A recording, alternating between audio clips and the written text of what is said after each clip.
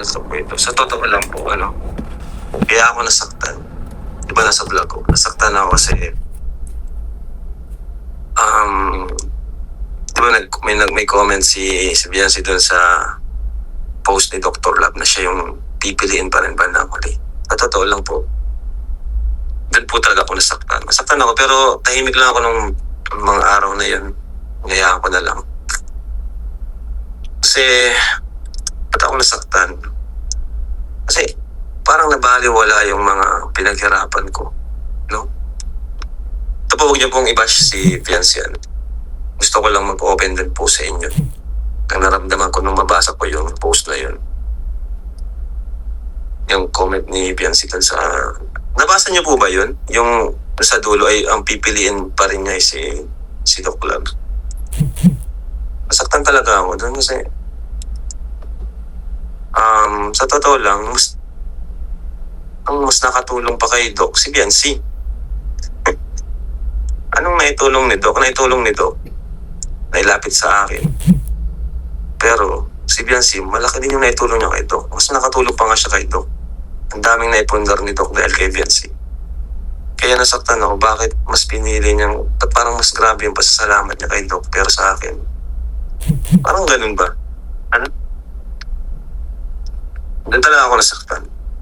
Sa part na yun. Okay na sana kung wala yung, saka ang dami rin nag-comment, saka dahil din dun sa comment na yun, muling nag-apoy.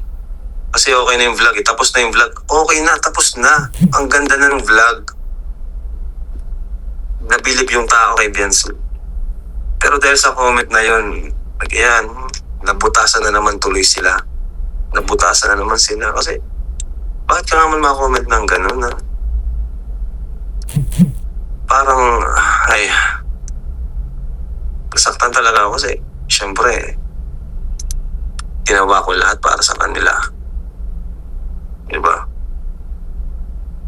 Pinakamalaking pabahay. Ginawa ko siya ng pinakamalaking pabahay kasi gusto kong ibalik yung mga syempre ako naman nag-views naman tayo, 'di ba? Nagkakaroon tayo ng views, may mga nag-sponsor naman, gusto kong ibalik yun na sige, palaki natin yung bahay mo kasi yung kinikita naman din natin sa pag-vlog, gusto ko yun, maging makita nila yun na binibigay ko sa iyo, 'di ba? Nilab din, ko kay Eds para, kasi that time, walang sobrang halos siya ata yung mahina yung views, mahina yung views sa mga Kalingap Angels. Ang pinakasikat nun si Dara, Carla, Pero guys, huwag niyong i-bash po si Biancy. Gusto ko lang maglabas ng saloobin. Tapos yun, basa ko yung comment na yun. After all ng mga effort ko, kala kasi siguro ang dali lang nung ginawa ko na pagpapasikat.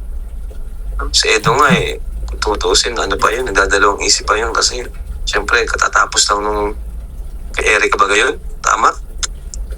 Pero dahil sa respeto sa akin ni Eds, dahil sa wala siyang pakalam kung mabash man siya, kung ano sabihin sa kanya ng tao, dahil sa gusto niyang tulungan ako, pumayag siya na, sige san, tandem, love team. Tapos yun, hanggang sa naging nag-work, naging successful. Kasi nga that time wala talaga, walang sponsor, yung views, hindi ganun kalakas. Diba?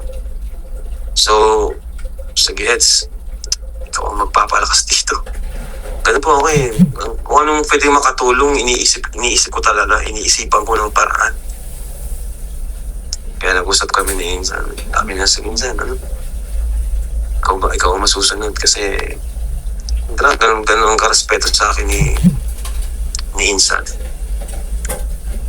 Yun lang, masakit lang talaga na after nung nung parang mas grabe yung niya kay Doc. Di ko naman kasi si Doc naman yung lumapit sa atin. Pero Anong naitulong nito? Maliban sa nailapit sa atin. Diba? Kung tutuusin, mas maraming naitulong pa si Beyonce kay Doc. Diba? Maraming naitulong ng beneficiary. Sana pa si Beyonce naitulong kay Doc. Yung kay Marian nga, nung pinas niya sa akin, after nung pabahay siya na yung nag-vlog eh, di ba? Di ko na siya inano doon. Ikaw nang bahala dyan. Kung ano-ano na yung kinontent. Yung iba, mga exploitation na talaga eh. Kaya siguro na ano din yung channel niya kasi ibang klase yung content talaga. Mga ginagawa ng issue, kung ano-ano. Yan ang sana huwag mangyari sa family ni Vian. Baka ganun yung i-content sa kanila pagdating ng araw. Huwag naman sana. Sana kung pag-alis nila Beyonce, nila nanay sa Kalingap ay maging maayos. Hindi yung bandang huli makikita ko na kung ano-ano na yung mabalitaan ko. Diba? Yun lang naman.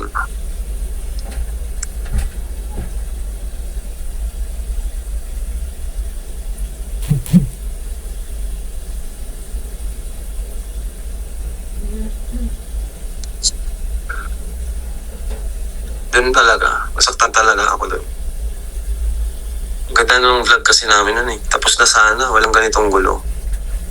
Eh, syempre, yung mga viewers, matatalino ang viewers, kung ano yung makita nila, kaya di natin masisi yung mga bashers, kasi yun po talaga, nakikita din nila sa atin.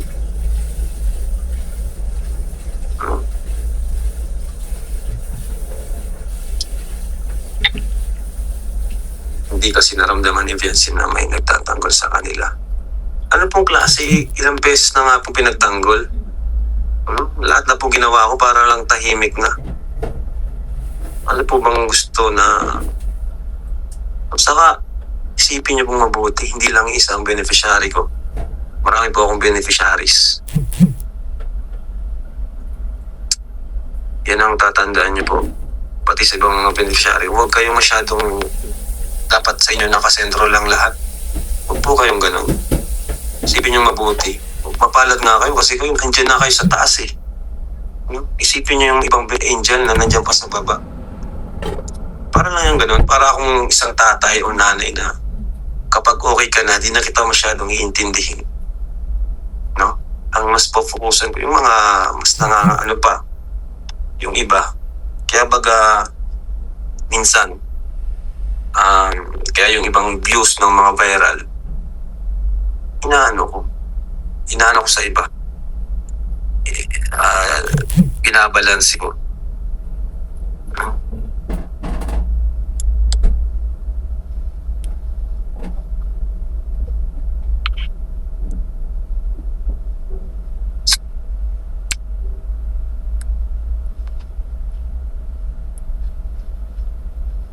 Hindi kasi titigilan ng mga reactors mo at ng tatay mo araw-araw na content. Hindi nga po. Ulit-ulit po tayo. Kasi nga po, may nababasa silang comment against or mga negatibong comments patungkol sa amin or kay Kuya Yabal.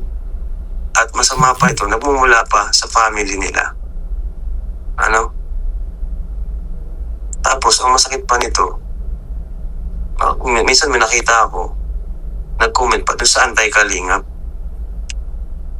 Yun po yun. Kaya yung mga, syempre, yung mga reactors namin, or kung sino mang mga syempre pagtatanggol kami kasi ako, tahimik lang naman ako. Diba? Si Kuya Pal, nang nagsalita lang naman yan dahil sa sinabi din ni nanay, patungkol sa kanya, syempre pinagtanggol niya yung sarili niya. Diba? Kung ako nga rin binata sana, di sana, kasi ako, di ko naman pinagtatanggol sarili ko eh. So, reactor yung gumagawa nun. Yung iba mga viewers, yung mga nagko-comment, pinagtatanggol kami. Ano? Pero kung walang nagko-comment ng ganun, mula sa family ni Vian, wala mang gulo. Parang po napaka-simple ng paliwanag po para sa inyo. Ako po, nagmamalasakit lang talaga ako. Ang sa akin lang naman, piliin sana kami. Piliin ako. Kahit ako lang, kung may tampo kay Kuya Bal, ako lang. Ako naman yung tumulong eh. Ako naman yung nagpabahay o lahat. Ako naman yung nagbago ng buhay. Kahit piliin lang sana ako.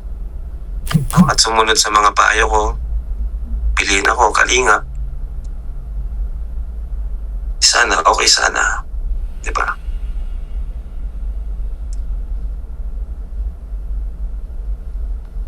Sana pagtanggol ka pa rin ng reactor mo kapag nasa tulpo na kayo. Hindi ko po kailangan ng tagapagtanggol sa tulpo. Kasi, yun nga po. Wala naman po akong ginagawang masama. Ano? Kaya, di ko rin alam kung anong mangyayari. Siguro kay Kuya Bal. Ewan ko kay Kuya Bal kung anong ano. Hmm?